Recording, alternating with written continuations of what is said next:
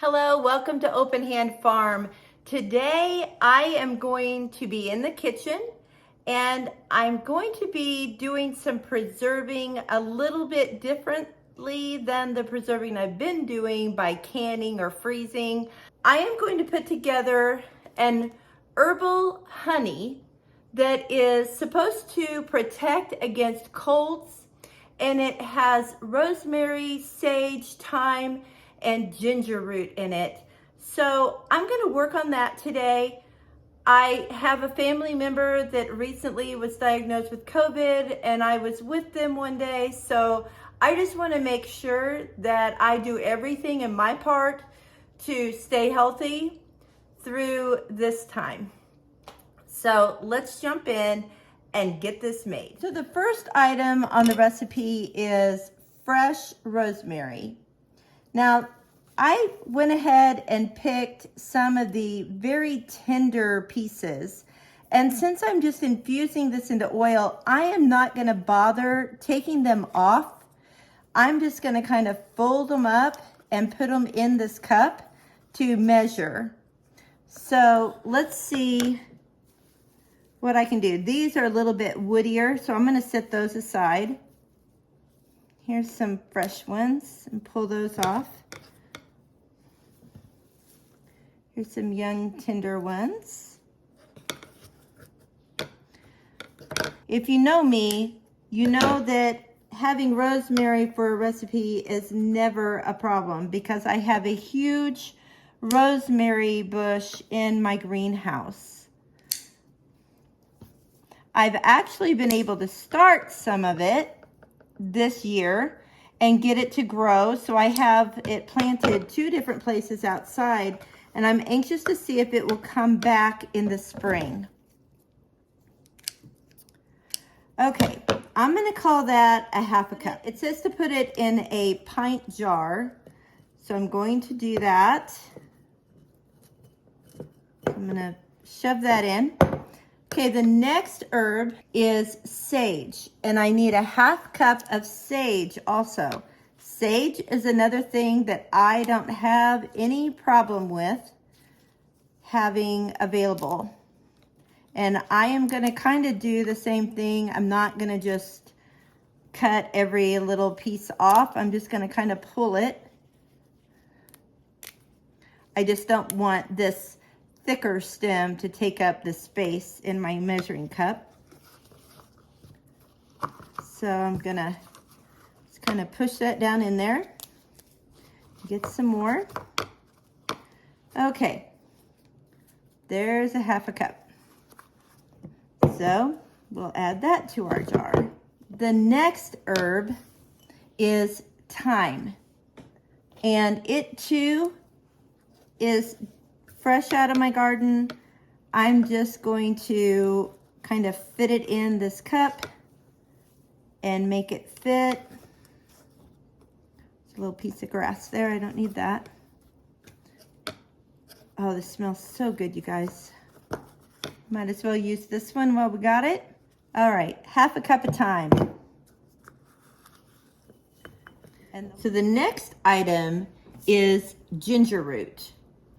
And it needs to be fresh because all the other items are fresh.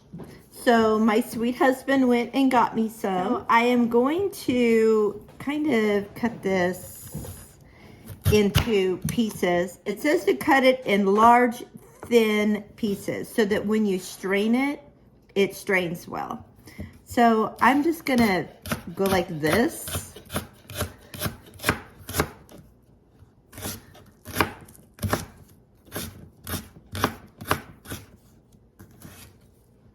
Some of these are a little long, so I'll go ahead and cut those in half. And we need a half a cup of this. I wasn't sure how much to tell him that I needed to make a half a cup, but I think I'll have extra, so it's not a big deal.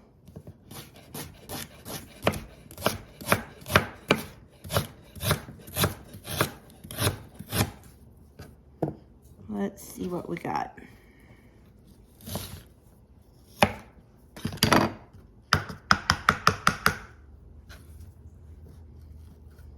Figure if we have extra, it's not a big deal because ginger is so good for you and your immune system when it comes to that kind of thing. And since that's what this is, something for that, I'm just putting it all in there. All right, we're gonna smash all of this in. And our last item, honey. So it calls for 1.5 cups of honey. So we're going to put some in there, and then it's gonna have to kind of work its way down through everything. I'm gonna kind of help it along, open up some air gaps.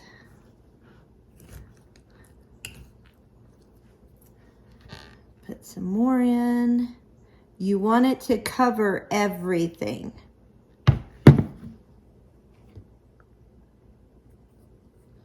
Probably should have layered honey along with each layer of the herbs. It didn't say to though. It did say to crush the herbs a little bit, but I kind of worked them with my fingers. I don't have a pestle and mortar, so I just kind of roughed them up, and I can definitely smell them. The oils are very prominent. Just trying to get all this in there. You can see it's getting there.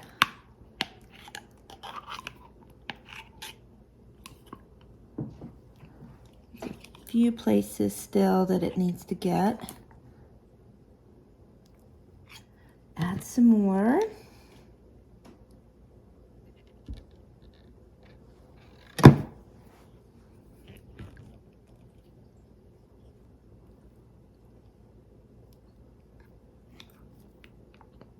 I'm going to go right down in the middle and make sure that it's kind of opened up and filled in through there. Figure this is releasing some of those oils too, because I'm really moving this stuff around. Let's finish it up. Now after this sits, we might see that the honey level has gone down a little bit. First, I'm going to wipe this off. So now what we're going to do is over here, I have my smaller size crock pot. I have put water in it and it's starting to get hot. I put a rag in the bottom, and that will just mean that the jar isn't setting right on the hot elements. It'll kind of be a barrier between the heat and the jar. So we're just going to set this jar in here. Now, we want our water to come up as high as we can without it overflowing the crock pot.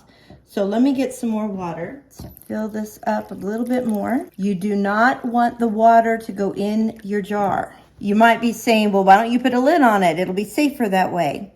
While this is heating, the honey as well as the herbs, they will kind of steam and bubble and release moisture. And if you put a lid on it, that moisture, instead of it just freely coming out, would be locked in there, and then you have moisture in there that can cause bacteria.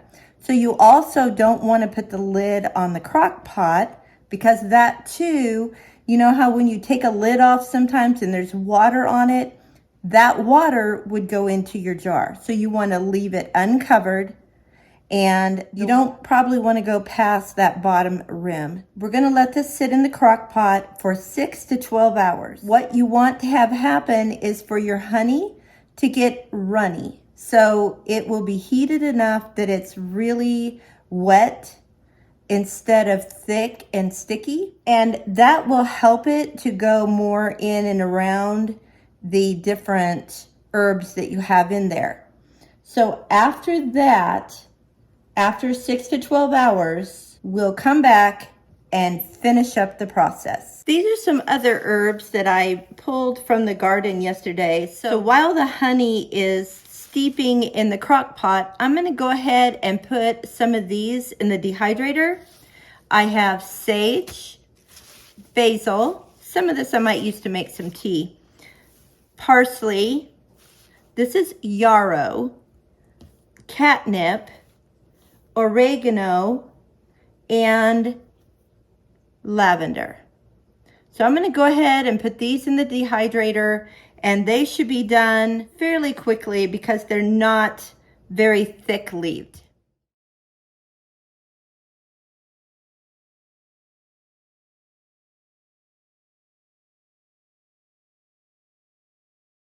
Okay, you guys, Stacy's here. Everything's good when Stacy's here. She is going to show me how she would do this, and we're gonna learn. So just keep watching. Okay, this is the ginger that has already been infused with the honey. And you guys, we tasted that, and it is so good. Oh my gosh, it's like spicy, sweet candy. It's beautiful. So I'm just chopping it up to get more surface area so that on Penny's second infusion, she will be able to draw more of the juices and medicine out of the ginger. And I'm going to take this, what do you call this, Penny? A pounder. Oh, there you go, a pounder. I'm going to break some of the oils in that are still in the herbs. Awesome. All right, so Oh, you yum. smell that coming out? Oh my gosh, yes. And we're going to put the ginger back in. Perfect. You want to use the funnel? So now this will be ready for another round of honey. I just happen to have a little bit. Oh, wow, looky A there. little bit. Okay. Oh, do you want the funnel? Oh yeah, let's do, just in case. There we go. I could just pour it all over the counter, then we could lick it up. Oh, I would hate to have to do that. I know, that would be terrible. Okay, I'm gonna pour a little bit, and then just like we did the first time around, I'm gonna get a knife. We're gonna kind of work it in and around. Fill all the air gap. Oh yeah. Woo! Woo! Oh baby, I told you, I'm reckless. Hopefully it's gonna sink down in there. Yeah, there goes a big air bubble. Oh yeah, it'll be full, but it'll fit. I'm not gonna heat this one like I did the last one. I'm just gonna stick it in my pantry on the dark shelf and let it sit for 2 to 3 weeks and go with it that way. All right, let's see if I've made a mess here. Oh, I think it's perfect. Oh, yay, yay. I don't wanna rinse any of that off. Okay, that's my good honey. Look at the difference. See how wet this honey is? That is from the sitting and it absorbing the oils from the other items. So this is the thicker one. Okay, I'm gonna wash it off. And do I just put a lid on it? Just seal it and it's okay? So it's not like fermenting where you can't put a lid on it and you have to, you know, let the air escape. But I will probably shake this. I have a couple of tinctures that I have going right now that I'm shaking daily. So I'll probably just grab it and shake it too. Why not, right? But shaking it is a good idea because that's going to help loosen some of the herbs that are down there and release some of their more of their oils. All right, we're gonna stick this lid on it and put it in the pantry. Isn't that beautiful? And you guys, this tastes amazing. So the way you would use this is you can put it in your teas, or you can take a couple of teaspoons of it each day, two times a day if you want, to just ward off oncoming colds or whatever, kind of like you would an elderberry syrup. I don't know if it's overkill if you do elderberry and the honey. No, it's fine. It's not, okay. I don't know, as you're speaking of elderberry, a lot of people think of elderberry as being an antiviral or antibacterial, but it actually is not necessarily that. It prevents the virus from being able to replicate. Oh. So it doesn't kill a virus, it just prevents it from being able to reproduce. Oh, awesome. Well, that is good to know because that is what I thought, is that it just kept you from getting sick, killed it, or, you know, whatever. Thank you for that great information. Thank you so much for joining us today. It's always fun when Stacy's here. And I hope that if you have not subscribed to our channel that you will, and give it a thumbs up if you like this video. And if you want more videos like this, you let me know in the comments. So until next time, blessings to you and yours.